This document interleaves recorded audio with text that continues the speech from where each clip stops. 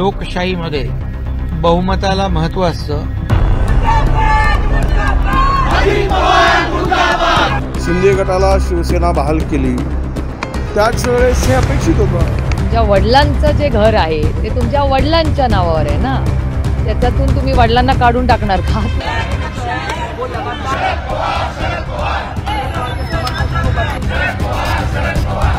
संविधान आता काही शिल्लक राहिलेलं नाही। राष्ट्रवादी काँग्रेसमध्ये फूट पडल्यानंतर खरा राष्ट्रवादी काँग्रेस पक्ष आणि चिन्ह यावर वाद सुरू होता। त्यावर आता निवडणूक आयोगाने निर्णय दिलाय। उपमुख्यमंत्री अजित पवार यांच्या नेतृत्वाखालील गट हाच खरा राष्ट्रवादी काँग्रेस पक्ष आहे असा महत्त्वपूर्ण निर्णय निवडणूक आयोगाने मंगळवारी दिला। तसेच पक्षाचे नाव आणि घड्याळ हे निवडणूक चिन्ह अजित पवारांच्या गटाला देण्यात आले। या निर्णयामुळे शरद पवार यांच्या गटाला मोठा राजकीय धक्का बसलाय। खरा राष्ट्रवादी काँग्रेस पक्ष कुणाचा या संदर्भातील याचिकेवर काही चाचण्यानंतर निवडणूक आयोगाने हा महत्त्वपूर्ण निर्णय घेतलाय। आमच्या बरोबर असणाऱ्या 50 आमदारांनी जो काही निर्णय घेतलेला होता त्या निर्णयाच्या संदर्भामध्ये इलेक्शन कमिशनने निकाल दिलेला आहे। मी विनम्रपणे तो निकाल स्वीकारतो, मान्य करतो। त्यामध्ये आम्ही निवडणूक आयोगाचे देखील आभार मानतो, त्यांनाही धन्यवाद त्या ठिकाणी देतो। लोकशाहीमध्ये बहुमताला महत्त्व असतं। ज्यांच्याकडे बहुमत आहे त्यांना मेरिटवर निवडणूक आयोगाने चिन्ह आणि पक्षाचं नाव दिलंय। शिवसेना पक्ष आणि धनुष्यबाण चिन्ह हे देखील आम्हाला निवडणूक आयोगाने मेरिटवरच दिलं। देशात बहुमताला महत्त्व असल्याची प्रतिक्रिया शिंदे यांनी दिली आहे। नेमकं मुख्यमंत्री एकनाथ शिंदे काय म्हणाले पाहूयात। लोकशाहीमध्ये बहुमताला महत्त्व असतं। ज्याच्याकडे बहुमत आहे त्यांना मेरिटवर, अजितदादा पवार यांना मेरिटवर निवडणूक आयोगाने आपण म्हणालात की चिन्ह आणि पक्षाचं नाव दिलं, हे मेरिटवर झालं, बहुमतावर त्यांना ते मिळालं। त्यांना मी शुभेच्छा देतो। विधानसभा अध्यक्षांकडे तुमच्याप्रमाणेच मेरिट मिळेल त्यांना? मी सुरुवातीपासून सांगतो की शिवसेना पक्ष आणि धनुष्यबाण हे देखील आम्हाला निवडणूक आयोगाने मेरिटवर दिलं। त्याची कारणं तर आपल्याला माहीत आहेत, मी त्याच्यात जाऊ इच्छित नाही, कारण मीमांसा त्यांनी केलेली आहे आणि बहुमतालाच महत्त्व आहे। दरम्यान या निकालानंतर राज्याचे विरोधी पक्षनेते विजय वडेट्टीवार म्हणालेत की ज्यावेळी शिंदे गटाला शिवसेना बहाल करण्यात आली त्याच वेळी आम्हाला आजचा निकाल अपेक्षित होता। यामध्ये नवीन काही नाही, देशातील लोकशाही संपली आहे। हे सगळं काही देशातील संविधान, लोकशाही पायदळी तुडवण्याचं काम चाललंय।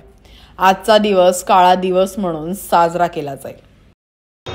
ज्यावेळेस शिवसेनेचा निकाल आला, शिंदे गटाला शिवसेना बहाल केली त्याच वेळेस हे अपेक्षित होतं की देशात लोकशाही संपली। सर्व एजन्सी सत्ताधाऱ्याच्या इशाऱ्यावर नाचत आहेत। ते म्हणतील ते पूर्व दिशा, कायदा कानून, काही नियम, संविधान आता काही शिल्लक राहिलेलं नाही। दरम्यान यावर प्रतिक्रिया देताना खासदार सुप्रिया सुळे म्हणाल्या आहेत की शिवसेनेप्रमाणे राष्ट्रवादीचे झाले अदृश्य शक्तीचे मराठी माणसाच्या विरोधातले षडयंत्र आहे। मला निकालाचं आश्चर्य वाटत नाही, हा निकाल अपेक्षित होता। हे महाराष्ट्राच्या विरोधात मोठे षडयंत्र आहे।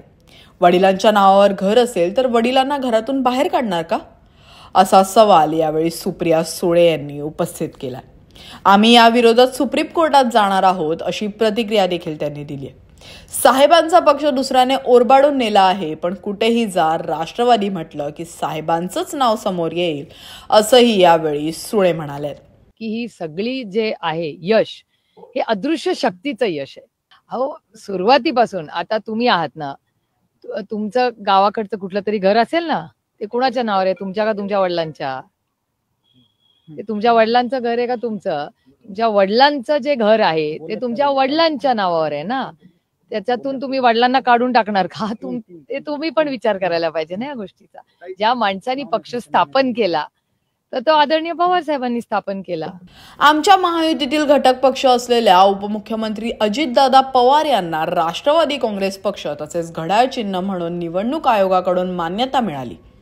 मी त्यांचे व सर्व सहकारी तसेच कार्यकर्त्यांचे मनापासून अभिनंदन करतो, अशी प्रतिक्रिया उपमुख्यमंत्री देवेंद्र फडणवीस यांनी एक्स पोस्टच्या माध्यमातून दिली आहे. आमदार जितेंद्र आव्हाड यांनी निवडणूक आयोगाच्या निर्णयानंतर एक्स पोस्ट करत प्रतिक्रिया दिली आहे. ते म्हणाले आहेत की शरदचंद्रजी गोविंदराव पवार साहेब याच नावासाठी लढत होतो, याच नावासाठी लढतोय आणि याच नावासाठी लढत राहणार. दरम्यान निवडणूक आयोगाने राष्ट्रवादी काँग्रेसचा निकाल जरी दिला असला तरी शरद पवार गटात नाराजी दिसून येते.